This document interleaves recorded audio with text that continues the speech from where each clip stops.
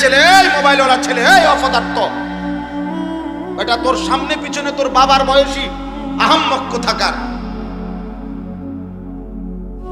চিন্তা করছেন গাদ্দার কেমন? কোনো লজ্জা শরম নাই, কোনো হায়া বিবেক বলতে কিচ্ছু নাই, কিচ্ছু। নতুন প্রজন্মকে সবাই ছেড়ে দিছে। এই 16, 18, 20 বছরের ছেলেদেরকে গোটা দেশ ছেড়ে দিছে, এদেরকে গোটা ফ্যামিলি ছেড়ে দিছে। এই সমাজের কেউ এদেরকে নিয়ে পাবে না। এরা মন মতো খায়, মন মতো ঘুমায়, মন মতো পেশাব করে, যেখানে মন চায় রাস্তার পাশে, যেখানে মন চায় নারী দেখে, ছবি দেখে, চুল যেমন পারে মন চায় মুশরিকের মতো, বেঈমানের মতো। আল্লাহ নাই, রাসূল নাই, সেজদা নাই, গোলামি নাই, আহারে কোরআন নাই, জিকির নাই, তেলাওয়াত নাই, কবর কোথায়, মৃত্যু কোথায়, আখিরাত কি কিচ্ছু জানে না, কিচ্ছু জানে না।